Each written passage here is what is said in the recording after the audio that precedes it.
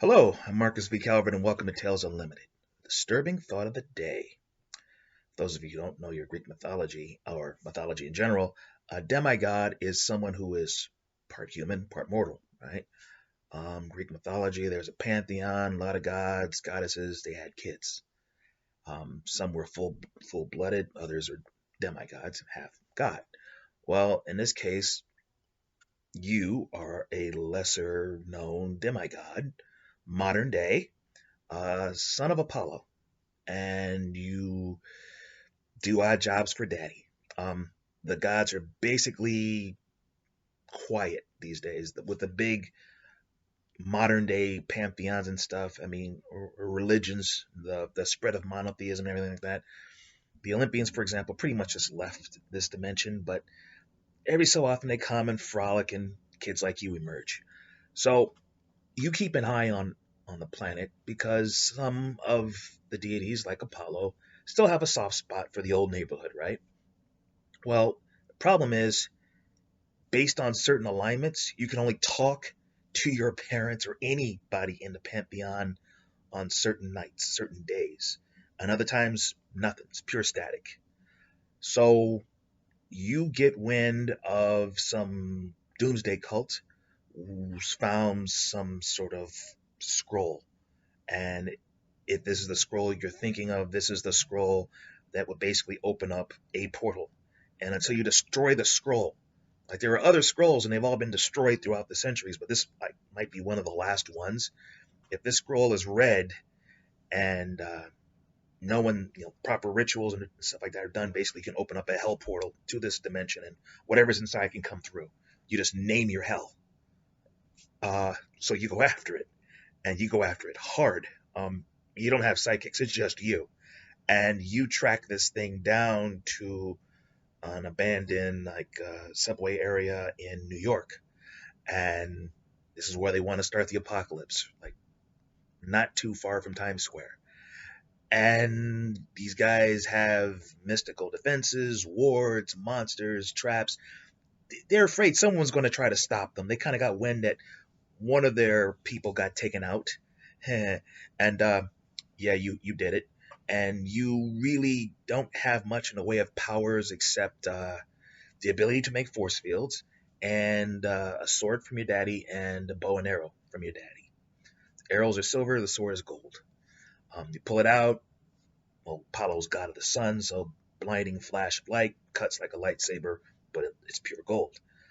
Short little thing, and the bow and the arrows, basically whatever they hit dies, and then returns to the quiver on your back. Um, that's it. So, with that alone, against cultists with automatic weapons, summoned animals, booby traps, and all this other stuff, you creep in. You brought a few toys with you to maybe get past the traps, and it takes them all night to do the ritual. They know you're coming, and they hope the stuff will hold you off, and you're going through it. Boom, boom, boom, killing monsters. Boom, bypassing traps. Boom, boom.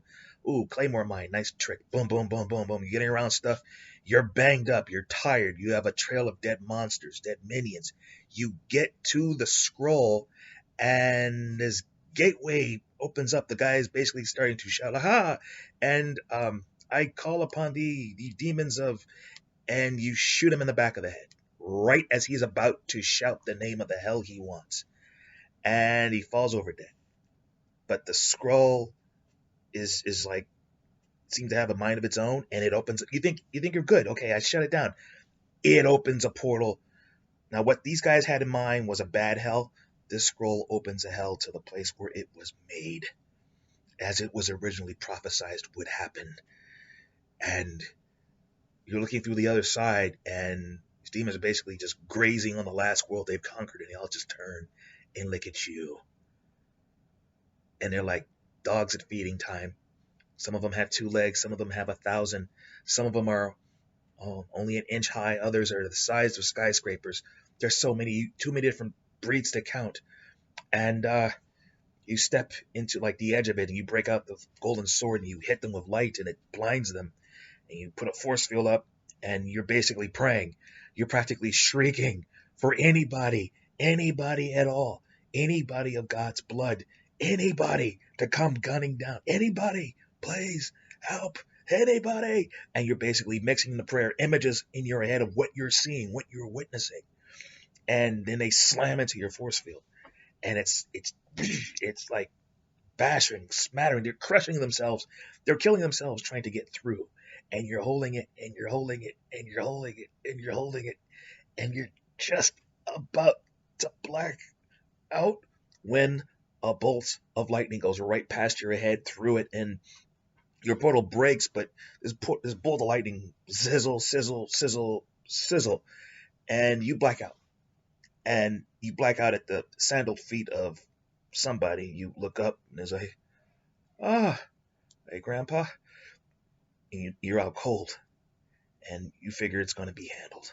Maybe you're right, maybe you're wrong, but I'll stop there. This is a short story. That's how I read it. A disturbing thought, a scroll with a doomsday scroll with a mind of its own, like a passage from the Necronomicon or the Darkhold. But it was prophesized to happen. It wasn't prophesized that somebody would stop it, though. So there you go. All right, I'm Marcus V. Calvert. This is Tales Unlimited, the disturbing thought of the day. Please check out talesunlimited.net for the podcast, 2 of them. There's the Battery Daily Prompt and a disturbing thought of the day.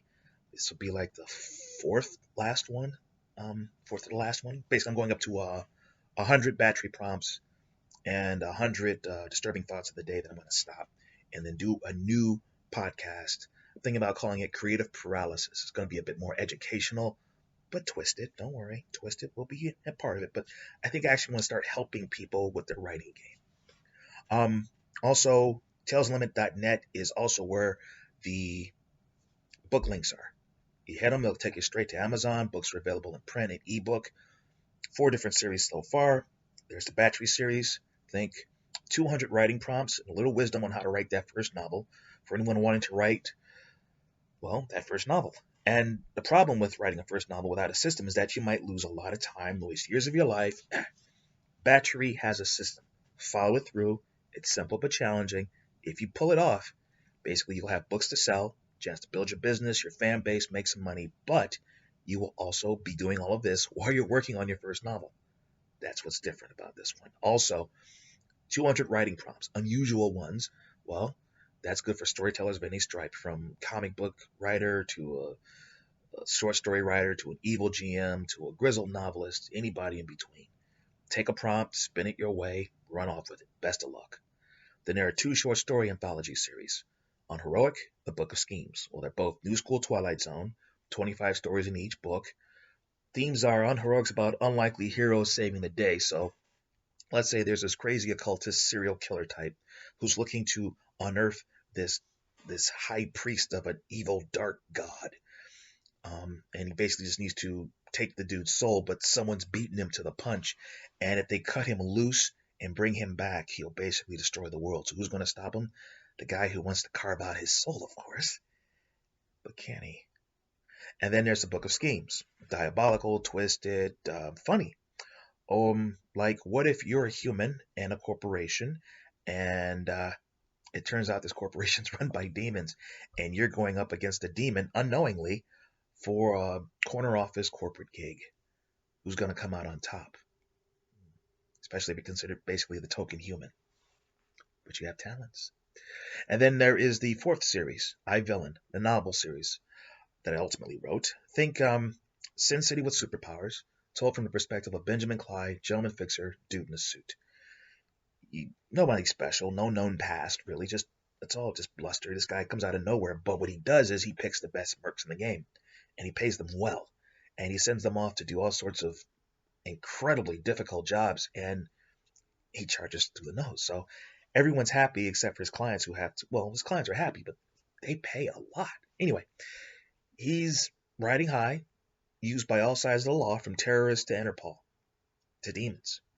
And then one night, he annoys people worse than him. They take his business, they take his right to be a criminal, they take everything. And worse, they make him fight crime in a place worse than Gotham.